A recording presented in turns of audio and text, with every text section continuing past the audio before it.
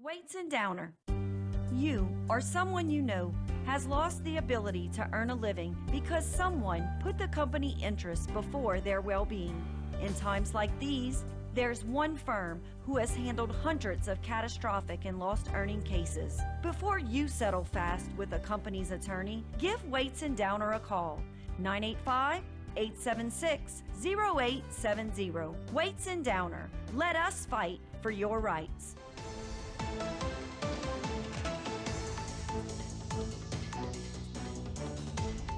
Hello and welcome back to this edition of Bayou Time. Again, your host, Keith Weissite, licensed clinical social worker with Terrebonne Home Care.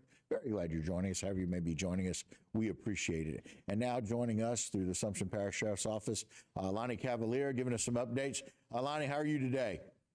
Doing fine, Keith. Thanks for having us. Absolutely. We appreciate it. I know we got a lot to cover. We got several different arrests and issues that y'all are dealing with. Let's first start off with this situation in Pierre Park with some of these financial crimes that we found out about.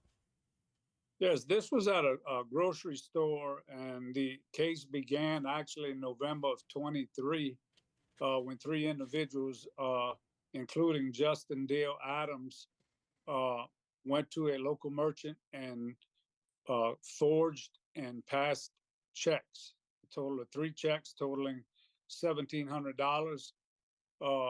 The sheriff's office was notified on February of 24 and conducted an investigation, which resulted in the arrest of Justin Dale Adams, which occurred this past Tuesday. The other two suspects were arrested early on. Justin Dale Adams is 46 years old of Morgan City, and he faces numerous counts related to financial crimes, and those counts are identity theft, bank fraud, access device fraud, forgery, and monetary instrument abuse. He is incarcerated in the parish jail at this time and has no bond. And again, we appreciate that. It echoes the importance of law enforcement working together. I know y'all were able to team up with Bayou Police Department to make sure that y'all would get that arrest and had that done. So yes, he was arrested. Actually, all three of these individuals were arrested in the Morgan City / Berwick area. And yes, it was very important to be able to work with those guys to get our suspects arrested. Well, we appreciate that. We're glad that he's incarcerated. He won't be able to do this again for at least some time. So we appreciate that very much. I had another situation where we know the laws are very clear that if you are a sex offender or child predator, you have to register. And we had a situation where Mr. Vandergriff did not do so.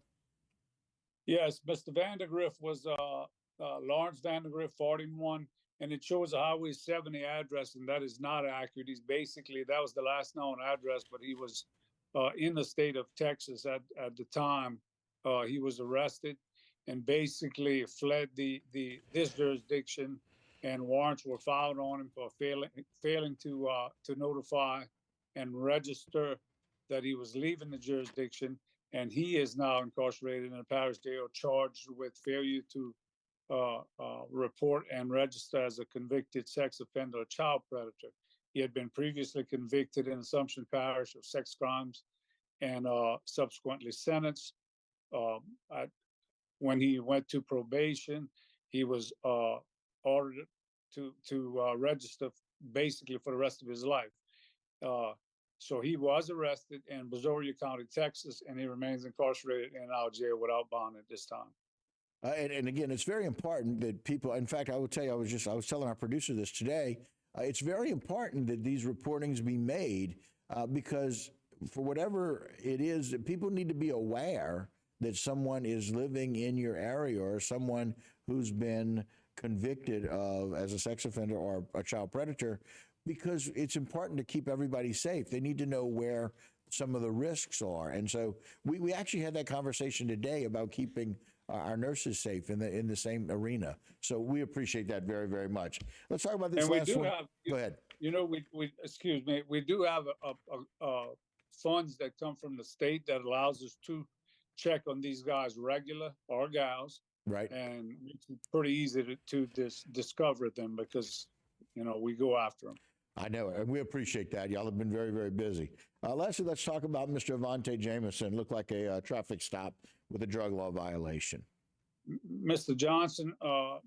Mr. Jameson, I'm sorry, was arrested a couple of days ago, but this is from a traffic stop that occurred back on May 12th of this year. He was stopped and he had a substance in a bottle, and the deputy was not exactly sure of his content. So it was submitted to crime lab, and we ended up getting the results of the crime lab as positive for methamphetamine.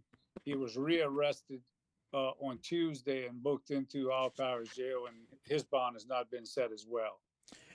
And so, it's pretty incredible for all three of these cases that they're not setting bonds right now because we want to keep these guys in jail until they can figure out what that bond may be. As long as we can. Yes, sir. It keeps them off the street. Well, and in other good news, and I'm always glad to talk about some good news, let's talk a little bit about the summer camp that's coming up.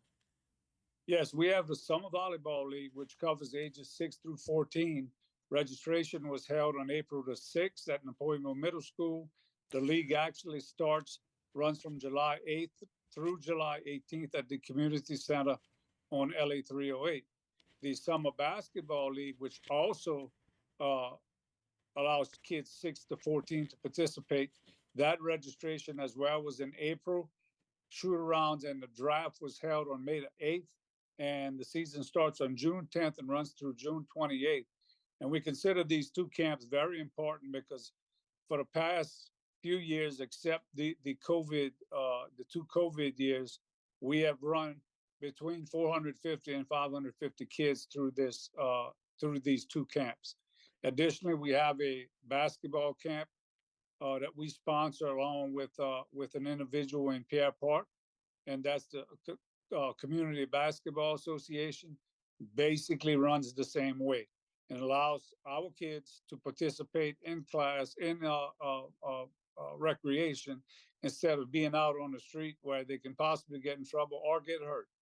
Yeah, Mr. Lonnie, wonderful, wonderful information. Really look forward to a great summer camp, and thanks for getting those guys off of the streets. Thank you so much for your time.